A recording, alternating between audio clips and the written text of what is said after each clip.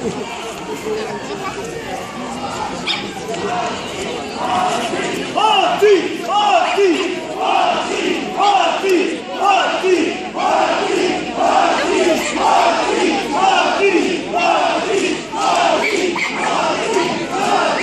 o să-și afară, iau o bătaie. Vrem să votăm! Vrem să votăm! Vrem să votăm! Vrem să votăm! Da, nu, stai liniștit.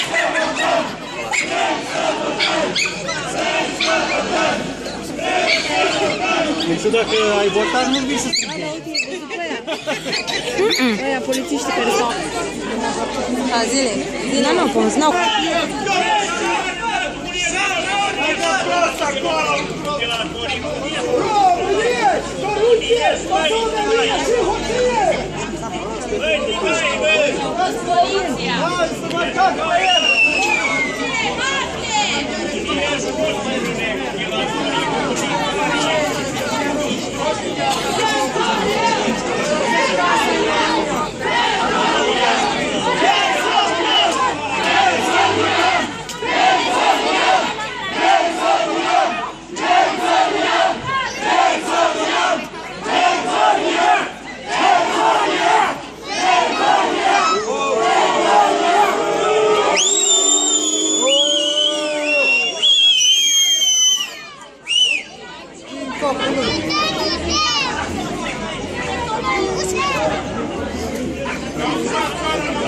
Să știi cum sunt toții la poliție și aia nu înțeleg ce ziceam.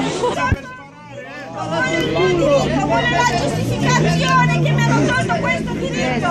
Vieni fuori e parla.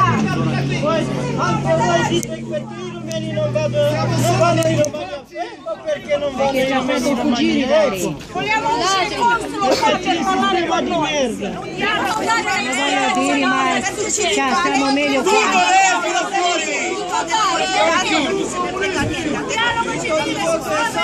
Ha ricevuto la telefonata da giù, hanno vinto, avrà detto basta di votare, hanno votati tutti al vostro paese. Ci siete persone onesti, e noi non siamo la calma, politici. Rușine să vă fie! Rușine! Rușine! Rușine să vă fie! Rușine! Rușine! Rușine să vă fie! Rușine! Rușine! Rușine să vă fie! Rușine! Rușine! Cum a tra? Unde ești? Cum a tra? non ne frega niente. Hai, paura, uscite fuori, figli di puttana! Bastardi di merda! Vieni fuori, sta parlando, devi parlare con me! Che cane! Questi devono andare a lavorare! Che stanno lì dentro, non fanno un cazzo! Figli di puttana, cazzo di merda! Loro ce l'hanno sui figli, stanno in paese, non fanno un cazzo, sono in Italia! E sto lavorando di ammazzo qua! Ci trattano come gli animali. Nu cred că s-a degeaba aici, oricum nu o să întâmple nimic. Toate primesc un telefon și redeschid. Nu, am zis poate redeschid, dar nu cred. Nu cred. Poate și buțele ganguri la ușile să vor să plece. Bani acasă, Peru! La alții să ducem bani acasă! Toată lumea frumos! Da, așa e. Nu s-a ridicat. Deci măcar E poi voi italiani dite perché i rumeni non vanno in Romania? Ecco perché! Abbiamo la più grossa miniera d'oro in Romania, che l'Europa la vuole e noi dobbiamo lavorare qua.